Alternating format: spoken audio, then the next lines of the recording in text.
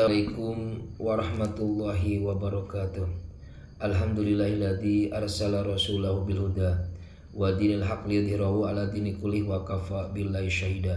Asyhadu an la ilaha illallah wahdahu la syarikalah wa asyhadu anna Muhammadan abduhu wa rasuluhu sallallahu alaihi wasallam la nabiyya ba'dah la haula wala quwata illa billah. Allahumma shalli ala sayyidina Muhammad qamaril wujudi fi hadal yaum wa fi kulli yaumin fi yaumil ma'ud sirran wa jahran fi dini wa dunya ya wal akhirah.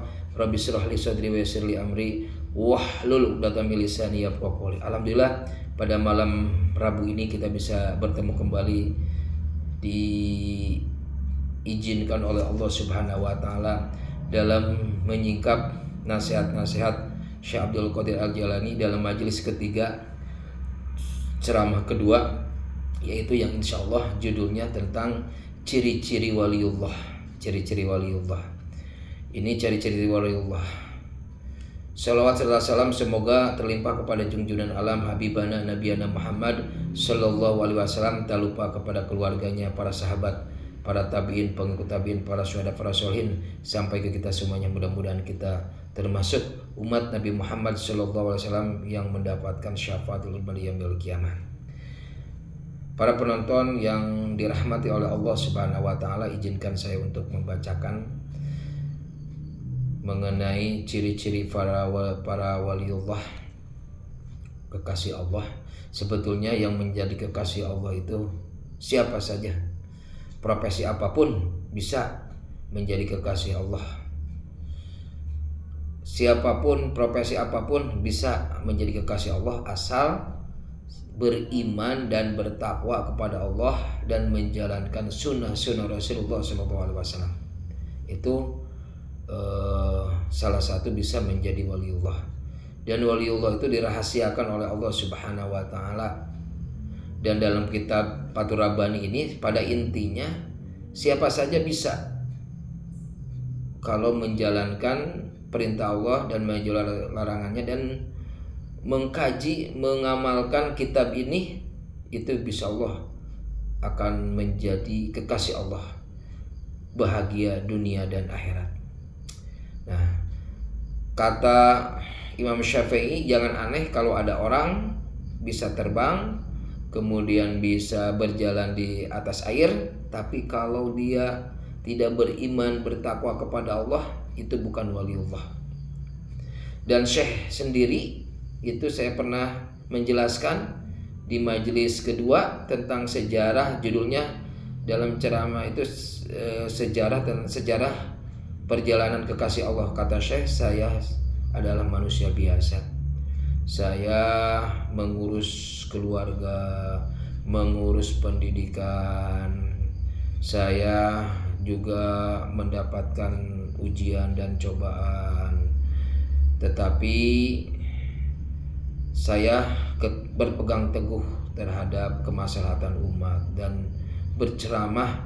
Pada intinya semuanya, kata Syekh, itu adalah mendapatkan taufik Allah, mendapatkan rahmat Allah Subhanahu wa taala. Saya tidak menggambarkan keistimewaannya sendiri. Tidak pernah dalam saya sampai ke majelis ketiga ini Syekh mengagungkan sendiri. Justru dia adalah orang yang rendah hatinya, ya rendah hatinya luar biasa, rendah hatinya. Nah, beliau adalah, makanya disebut waliullah itu dia tidak mengatakan wali, tapi para alim ulama sendirilah yang mengatakan dia adalah waliullah, rajanya para wali, rajanya kekasih Allah. Nah, jadi siapa saja sebetulnya bisa asal beriman dan bertakwa kepada Allah Subhanahu wa taala. Contoh saja kan Qais Al-Qarni. Qais Al-Qarni itu tidak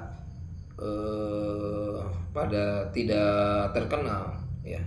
Sehubungan dia ada amal yang diridhoi oleh Allah Subhanahu wa taala, amal yang diridhoi oleh Allah Subhanahu wa taala karena mengurus orang tuanya, karena mengurus ibunya. Dia ingin bertemu dengan Rasulullah tapi tidak sempat bertemu sampai Rasul meninggal. Ada salam langsung kepada beliau Qais Al-Qarni.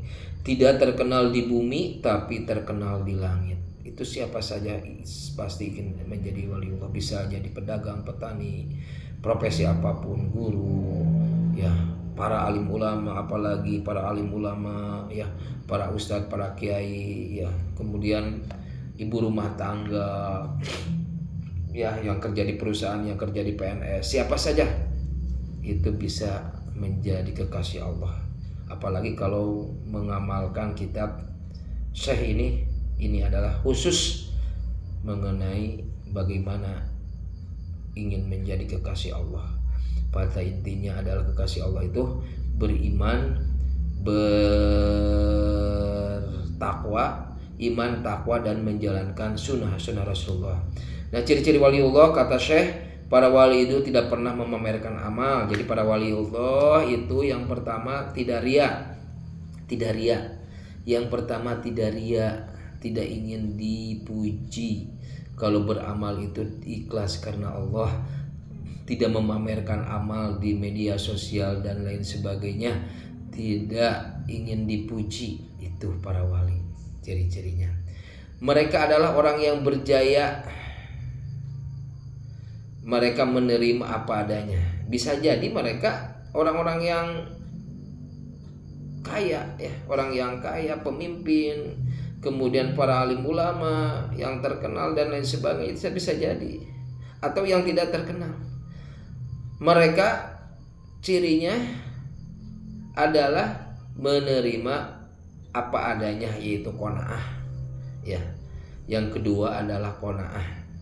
Dia menerima apa adanya. Nah, kita harus menerima apa adanya yang telah diberikan oleh Allah. Terima, alhamdulillah, ya Allah, rezeki hari ini saya terima, alhamdulillah, segini, ya, saya mendapatkan ini, alhamdulillah, syukur kepada Allah. Itu qanaah, hidup apa adanya.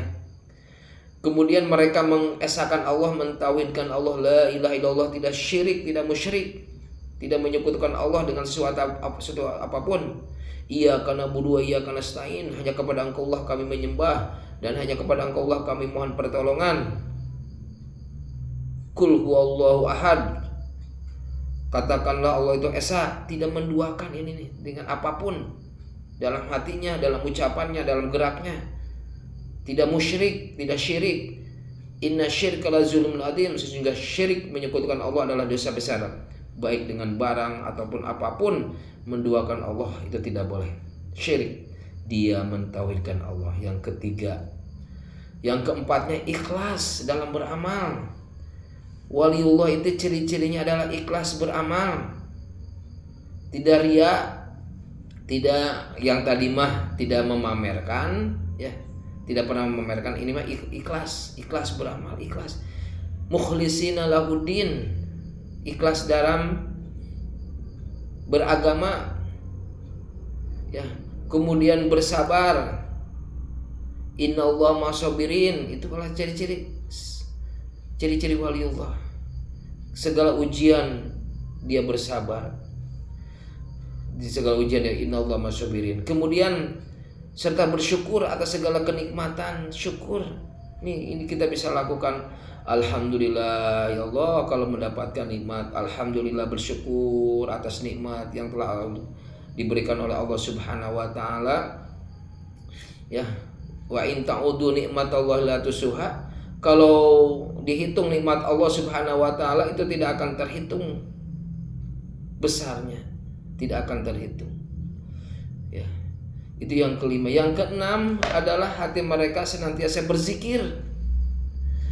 Zikir subhanallah walhamdulillah wala ilaha illallah. Ibu-ibu lagi masak, lagi ngegoreng, subhanallah walhamdulillah wala ilaha illallah, Allahu akbar. Bapak-bapak lagi di kantor atau di petani di sawah, pedagang di pasar, zikir la ilaha illallah, itu bisa jadi waliullah, ya. Berzikir, senantiasa berzikir, ingat Allah, ya. Kemudian yang ketujuh, jika disakiti, wajah mereka tetap tersenyum. Bahkan kepada musuhnya pun biasa saja ngobrol. Bahkan kepada musuhnya, kepada ini biasa saja. Dia tidak memperlihatkan marah, tidak memperlihatkan apa. Ingat, Rasulullah SAW luar biasa, ya Allah. ketika disakiti, dilempar dengan tai unta, lempar batu, ya. Bahkan ada satu kisah Rasul lagi sujud itu dengan jeroan kambing ya ditukan oleh istrinya Abu Lahab ya. Istrinya Abu Lahab itu dia kan orang yang suka memfitnah Rasulullah SAW. Nah, itu berbagai macam cobaan Rasulullah SAW, tapi Rasulullah tetap tersenyum ya. Orang yang paling senyumnya indah adalah Rasulullah SAW. Manusia yang paling dermawan Rasulullah, hamba yang paling baik kepada fakir miskin Rasulullah. Hartanya habis untuk berdakwah, tidak ada bandingannya, luar biasa Rasulullah SAW. Ya, kemudian di hadapan mereka raja-raja adalah orang asing, semua mereka di muka bumi ibarat mayat, lemah, sakit dan miskin. Artinya apa? Semuanya mereka bukan karena raja, bukan karena orang, bukan karena apa. Ini artinya karena Allah ya, apapun karena Allah. Allah dalam hati mereka. Sudah dalam hati mereka Allah dan Rasulnya. Ya. Kemudian surga merindukan mereka. Surga ini sedang merindukan mereka. Ya, kalau secara bahasa diseru, hai kekasih Allah, hai kekasih Allah, surga merindukan mereka. Dan mereka neraka padam, artinya tidak akan mungkin masuk neraka. Yang namanya kekasih Allah itu tidak akan mungkin masuk nerakanya Allah Subhanahu wa ta'ala. Semua manusia tidak mungkin kekasih Allah masuk neraka. Ini artinya neraka bisa padam, itu artinya tidak, karena yang namanya kekasih Allah pasti dirindukan oleh surganya. Kemudian tidak ada bumi, langit maupun tempat tinggal di antara keduanya. Tujuan mereka jelas, yakni menuju satu arah, yaitu ridho Allah. Ridho Allah. Semuanya perbuatan apapun dia niatnya adalah ingin mendapatkan ridho Allah Subhanahu wa ta'ala. Ingin mendapatkan ridho Allah Subhanahu wa ta'ala. Itu adalah kekasih Allah, ciri-ciri kekasih Allah. Kemudian pada mulanya mereka berjalan bersama dunia ya. Ada perjalanan, ini adalah namanya perjalanan spiritual, perjalanan mendekatkan diri kepada Allah, perjalanan menjadi kekasih Allah. Semula mereka berjalan bersama, bergaul di dunia ini ya. Mungkin selama kelamaan perjalanan spiritualnya mendekatkan diri kepada Allah ya, dengan melakukan iman dan takwanya itu. Takwanya ya bertahap, bertahap seperti naik tangga. Bermula mereka berjalan bersama dunia dan penghuninya, lalu mereka berjalan bersama pemelihara dunia dan akhirat, dan kemudian dia dekat dengan Allah dan Rasulnya, menjalankan perintah Allah. Iman yang pertama, kalau ingin menjadi kekasih Allah, iman. Kemudian takwa, menjalankan sunnah-sunnah Rasulullah SAW. Kata Syekh, kalau ingin menjadi kekasih Allah harus melalui pintu Rasulullah, yaitu menjalankan sunnah-sunnah Rasulullah SAW. Banyak bersolawat kepada Rasulullah SAW. Innallaha wa malaikatahu yusalluna ala nabi ya ayyuhalladzina amanu sallu alaihi wasallimu taslima. Sesungguhnya Allah Subhanahu wa ta'ala bersolawat, malaikat bersolawat. Hai orang-orang yang beriman, bersolawatlah kepada baginda kita Nabi Muhammad sallallahu alaihi wasallam. Kemudian ya, lalu berjalan bersama mulai dunia. Mereka telah bertemu dengannya, dan mereka telah bertemu dengannya, dengan Allah Subhanahu wa ta'ala. Hatinya sudah bertemu dengannya, dengan hatinya. Nah, salah satunya, kita pernah enggak, orang yang beriman itu, kata Rasul, kalau sholat itu lezat ya, nikmat, indah kalau sholat. Rasul itu hiburannya bukan kemana-mana. Hiburan Rasul itu adalah sholat. Hiburan Rasul. Nah, orang yang sudah imannya mantap, sholatnya itu pun nikmat, ya, indah, karena bertemu dengan Allah Subhanahu wa Ta'ala. As-sholatu salatun Rabbi, sholat itu hubungan dengan Allah. Kalau ingin berkomunikasi dengan Allah, yaitu baca Al-Quran, ya. Kemudian lalu berjalan bersama memelihara dunia, mereka telah bertemu dengannya dengan hati mereka hingga sampailah mereka kepadanya, dan berhasil berteman menelusuri jalan. Ihdinas syiratal mustaqim, tunjukilah kami ke jalan yang lurus ya Allah, yaitu iman, takwa, sunnah Rasulullah, masuk surganya Allah, dan terhindar dari siksa api neraka atas ridho Allah Subhanahu wa Ta'ala. Itulah perjalanan kekasih Allah. Mereka berhasil membuka pintu antara dirinya dengan mereka, dengan perjalanan tadi itu, perjalanan spiritual, ya, perjalanan spiritual. Kemudian sudah membuka diri, membuka pintu antara diri mereka dengan Dia, dengan Allah Subhanahu wa Ta'ala. Dia mengingat mereka selagi mereka mengingatnya. Dia terus mengingat Allah, berzikir dimanapun berada. Berzikir dimanapun berada. Berzikir kepada Allah. Ingat kepada Allah Subhanahu wa Ta'ala. Dia mengingat mereka selagi mereka mengingatnya, sampai mereka sepi dari selainnya. Artinya dalam dirinya adalah hanya Allah Subhanahu wa Ta'ala, hanya Allah, dan mereka ada bersamanya. Mereka mendengarkan firman Allah. A'udzubillahi minasyaitonirrajim. Bismillahirrahmanirrahim. Fadhkuruni adzkurkum washkuruli wala takfurun. Karena itulah ingatlah kamu kepadaku, niscaya aku ingat kepadamu, dan bersyukurlah kepadaku, dan janganlah kamu mengingkari nikmatku. Al-Baqarah ayat 152.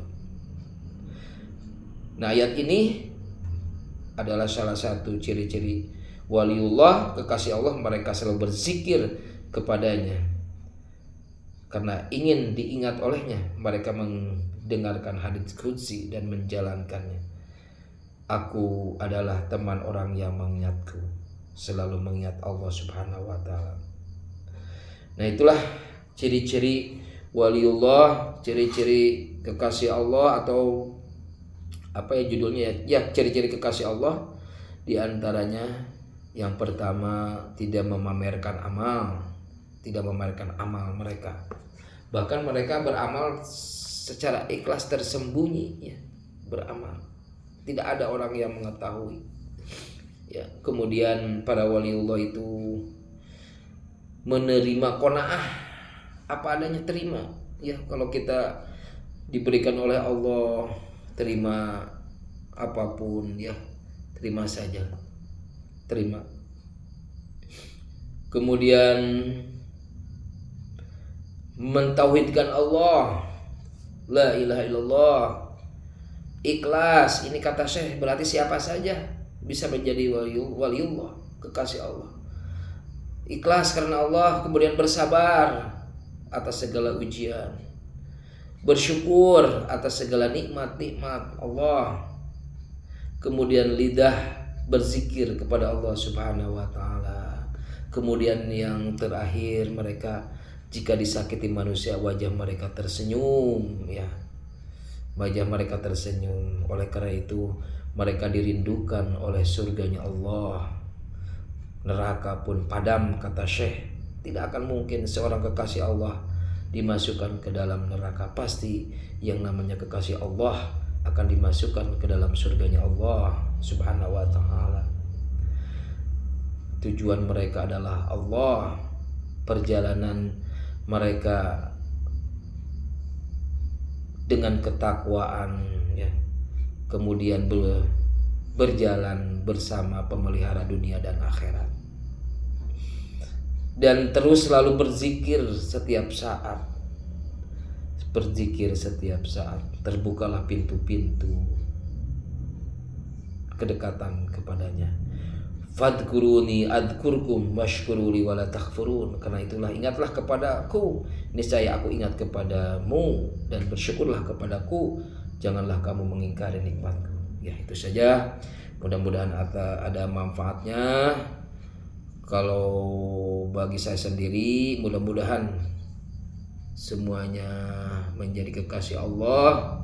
Semuanya menjadi kekasih Allah. Ini kekasih Allah itu tidak siapa saja boleh menjadi kekasih Allah Subhanahu wa taala, asal beriman, bertakwa, kemudian melakukan sunnah-sunnah Rasulullah, ditambah lagi tadi dalam kitab Syekh yang sudah dipaparkan. Yang benar datang dari Allah, yang salah dari kebodohan pribadi. Wa iyyakum shawban faminallah wa iyyakum khata'an famini. Wassalamualaikum warahmatullahi wabarakatuh.